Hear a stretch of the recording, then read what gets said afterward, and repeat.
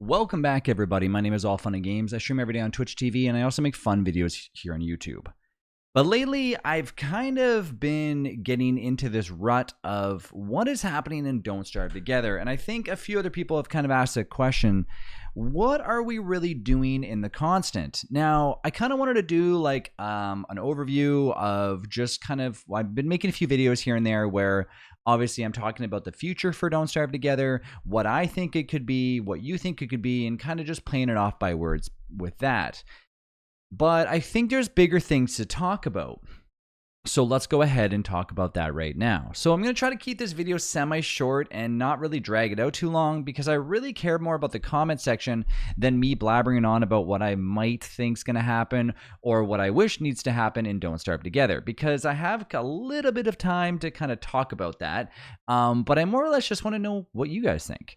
Now, and Don't Starve Together, when I first started playing, originally, this is predating to obviously when the, Don't Starve multiplayer came out. I was around when single player came out, but I didn't play it until 2016 because I initially tried to play Don't Starve and the game was so hard for me. I just said, okay, never mind. I still bought the whole game, went back to play multiplayer about a month or two later, still was super hard. My friend didn't want to continue on, so I said whatever. Then I got into streaming, and that's when I actually officially started DST. So this is before like the world had water in it, and it was like all the original stuff was there, like the return or the Reign of Giants. That's when it basically happened that I started playing. So that was new and that was big and all that other stuff. Now, over the course of time, there's been a lot of like weird thing being added where we don't know what the moon is. The water came, and then you have like a bunch of random stuff being added and blah, blah, blah. Now, I think the thing with Don't Starve Together is this.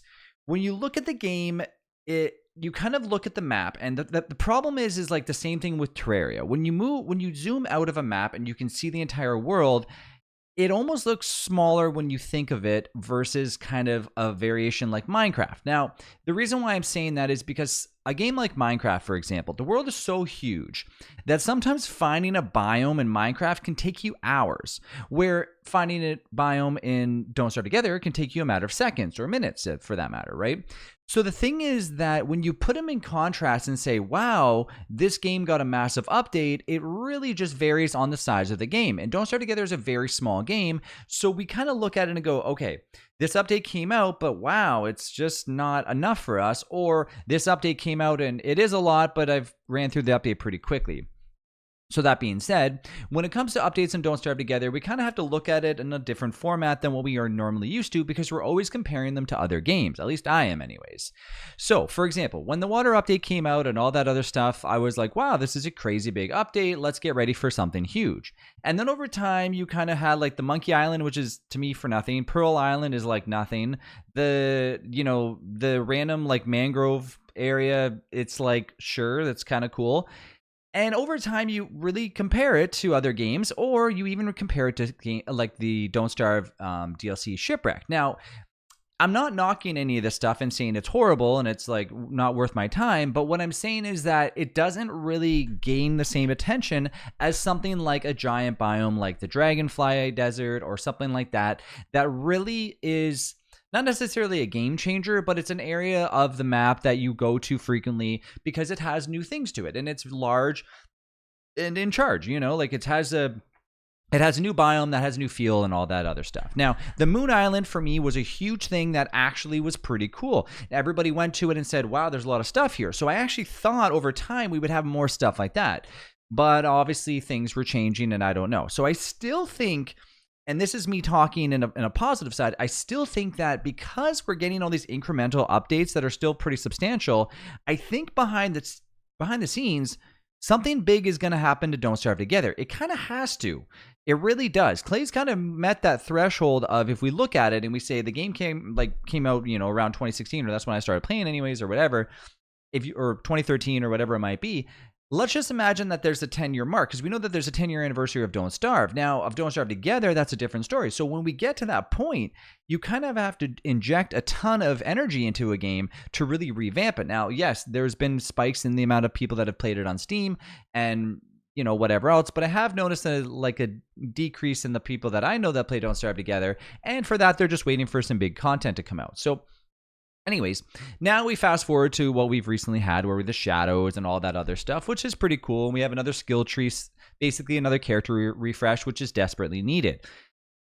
The only trouble that I find, which I mentioned in the previous video, is that the skill tree is obviously going to take some time. It's going to take some time and energy from Clay because they have to go and now rework all these characters, which delays a lot of updates.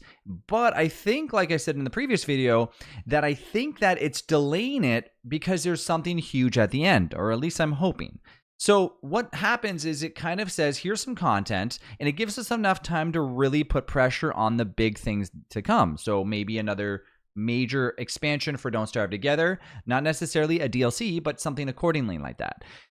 Because I think, at least I feel like Don't Starve Together needs a huge injection in order to really shine a huge light on it again. So you have all these players come back and go, there's so much content to be had now because of this or blank or whatever they might add to it. So I really do think we're hopeful to believe that there could be something huge in the works. As if we really look at it, before this, there was some huge stuff. Like if we look at the moon biome and say, wow, that moon biome really gave us a lot of, a lot of stuff. Then the archives came out. Now it's pretty big.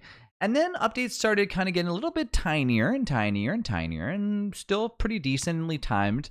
And then now we're kind of just waiting for that next big thing. So I really do think that we're ready to roar. Now, the other thing to consider is that the game as it stands is getting pretty large, meaning that more things are getting added to it all the time. You have more bosses, more boss variants, all that stuff, which does seem pretty cool. And a lot of people are like, I want more bosses, but we really need that core of Don't Starve Together to really be expanded, or almost kind of like, to the point where we go, oh, wow, even early game, there's a lot of stuff to do, because a lot of us are probably not going to get to that late game stuff, as I've mentioned in my other videos too, is that it's very hard, even for me, as a player that's been around for a while. Like by the time I get to that, sometimes I get bored. I'm like, I'm just going to restart the world, whatever. Like you get to the Celestial Champion and you're like, all right, cool, let's fight it, whatever. It's like, how many times can you really kill the D-Fly before you eventually go, well, I've killed the D-Fly 900 times. I don't really got to do it again, right? So there needs to be some sort of things added into Don't Starve Together that takes you away from the main content of the game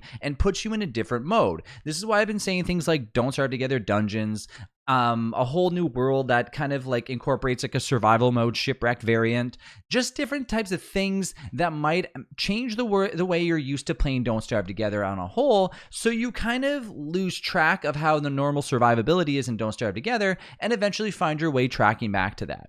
It's like in Minecraft or any other game when you kind of get so lost in just the idea of your travels and what you're doing that you almost forget about how you're supposed to survive in the game, and then you eventually get back to it, right? You're so focused on building your ginormous mansion in Minecraft that eventually you go, oh yeah, by the way, I need to kill the Elder Dragon. And Don't Starve Together, it would be nice if they offered us a variant to say, hey, go in there and fight a bunch of stuff in the dungeons, collect a bunch of cool things, and then bring it back. And then, oh yeah, by the way, my base needs to be, I need to pluck the flowers and I need to keep track of the berries, and my stuff's starting to rot in base.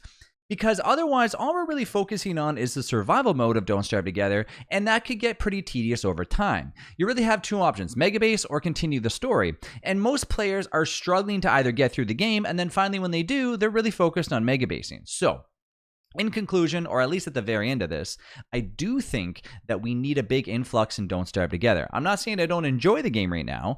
I definitely am taking a smidge of a break from it. I do like making content creations for it because I think a lot of players still are looking for that easy thing to find out how to do this and how to do that. So don't get me wrong, I love making that stuff on YouTube. It's amazing.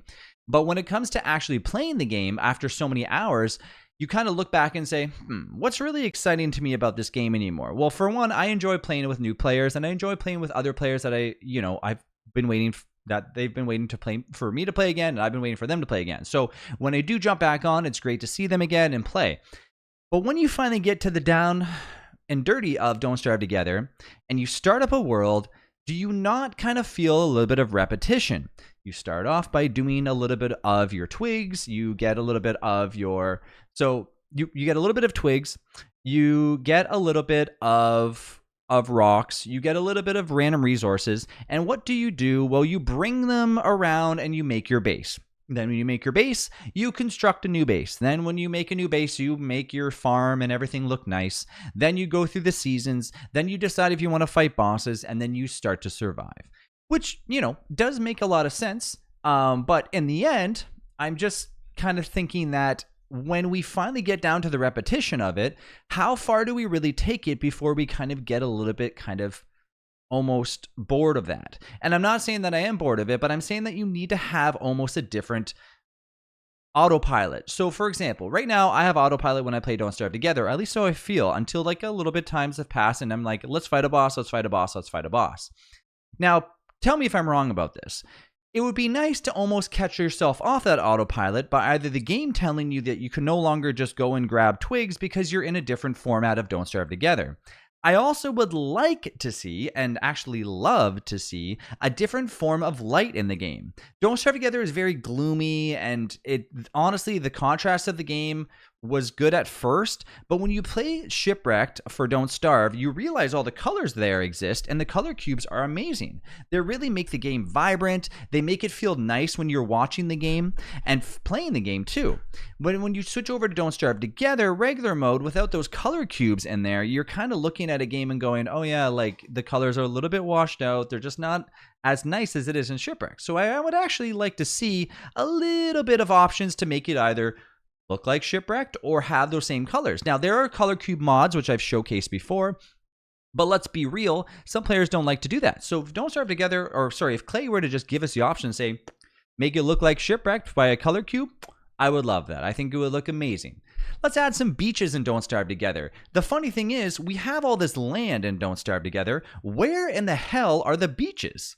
Like, you have water and beaches. They kind of coexist a little bit, right? But no land in Don't Starve Together has a beach. Why is that? Why can't one land, or most of the lands, especially the lands that have sand in them, have a beach? Like, don't be scared, Clay, to add that into Don't Starve Together. It's very simple to just say, okay, instead of these cookie cutter edges that are inside of Don't Starve Together, let's add beach on the outside of it. Give it a little bit of love, give it a little bit of life, and make the water kind of have a little bit better flow. It would make boats look a little bit nicer when they're kind of washed up on shore. It would make just things look a little bit more neat rather than you open up your map and you see a little zigzag line on the outside.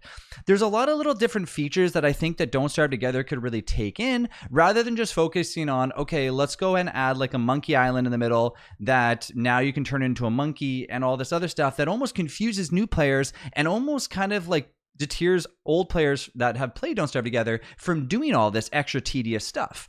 It doesn't necessarily mean that we are annoyed with what is getting added, because I'm definitely not. I'm really happy that a lot of updates are coming out, but I'm also looking and saying, is it something that is necessary versus some sort of large update that instead would incorporate a lot of players all in one? So new players jumping in the game would say, okay, I can join in and play Don't Starve Together my normal way, or I can play it this way, or I can play it this way.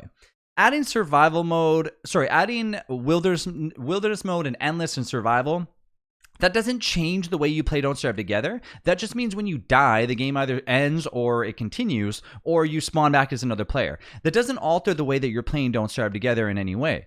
Now, some people might say, well, if you're playing Don't Starve Together, if you die in the game, the game should be over.